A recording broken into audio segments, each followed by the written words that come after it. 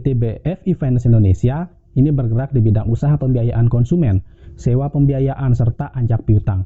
Nah, per 31 Desember 2018, jaringan BFI meliputi 1 kantor pusat, 228 cabang, termasuk 22 cabang syariah dan juga 173 gerai.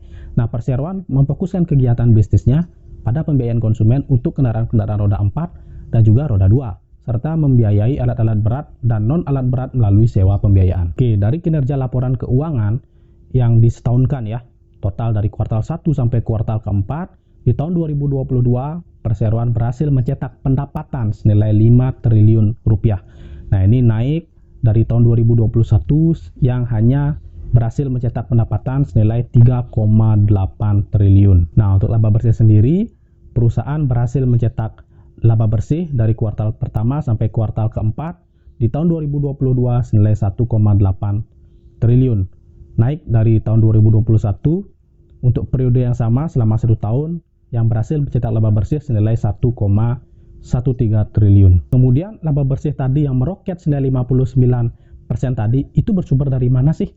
Ya. Jadi sepanjang tahun 2022 laba bersih 1,8 triliun ya dari BFI Finance ini kan melejit ya dari periode yang sama di tahun 2021 yang hanya senilai 1,13 triliun. Nah, laba per sahamnya juga meningkat ya dari awalnya Rp76 menjadi Rp121. Nah, total pendapatan 5,38 triliun itu juga melesat 30% dari periode yang sama di tahun 2021 yang sebesar 4,12 triliun. Nah, itu berasal dari piutang ya senilai 5,05 triliun, kemudian bersumber dari keuangan senilai 22 miliar, syariah 65 miliar, dan juga lain-lain senilai 242 miliar. Nah, kemudian bagaimana dengan manuver ke depannya dari BFIN sendiri? Nah, berita yang pertama yaitu dari BFI Finance yang bakal terbitkan obligasi senilai 1,1 triliun. Nah, perseroan akan menggunakan seluruh dana hasil emisi surat piutang tadi, surat utang itu untuk modal kerja pembiayaan.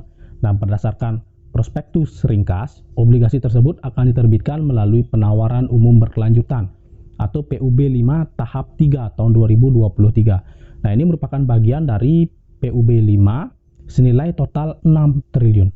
Nah, sebelumnya BFI Finance telah melangsungkan PUB 5 tahap 1 tahun 2021 sebesar 600 miliar dan tahap 2 tahun 2021 senilai 1 triliun. Nah, kemudian berita yang kedua adalah BFI Finance yang berhasil memperoleh pinjaman senilai 2,8 triliun dari Bank BCA.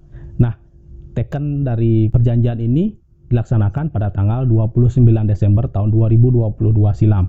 Nah, fasilitas kredit itu terbagi dari fasilitas installment loan 6 atau committed senilai 2 triliun dengan jangka waktu fasilitas sampai dengan 3 tahun untuk modal kerja usaha pembiayaan, serta perubahan limit fasilitas kredit mulai fasilitas menjadi 800 miliar. Nah, kemudian berita yang ketiga adalah perseroan ini sangat optimis menghadapi tahun 2023. Nah, seperti yang kita ketahui, BFI Finance ini kan dimiliki oleh konglomerat Garibaldi Thohir dan juga Jerry Eng melalui Trinugraha Capital & Co. SCA. Nah, perseroan ini optimis sekali menghadapi tahun 2023 meskipun ekonomi pada tahun depan berpotensi mengalami perlambatan. Nah, Corporate Communication Head BFI Finance Indonesia itu mengatakan meskipun bisnis perseroan pada tahun depan dibayangi perlambatan ekonomi, kenaikan suku bunga dan juga sentimen lainnya. Nah, perseroan akan berupaya terus untuk menjaga kinerja dan bisnisnya dengan strategi yang sudah dipersiapkan. Nah, kendati dibayangi kenaikan suku bunga sebagai dampak laju suku bunga acuan dari Bank Sentral Amerika Serikat, nah, serta santernya isu resesi global 2023, mereka tetap optimis dapat menyeimbangkan target dan kelolaan risiko perusahaan agar terjaga dengan baik. Nah, jadi dengan BFI Finance yang berhasil memperoleh pinjaman dari Bank BCA, kemudian juga akan menerbitkan obligasi, serta manajemen yang sangat optimis atau pemiliknya sangat optimis menghadapi tahun 2023, ada kemungkinan besar bahwa nanti BFIN akan kinerjanya meningkat ya di tahun 2023.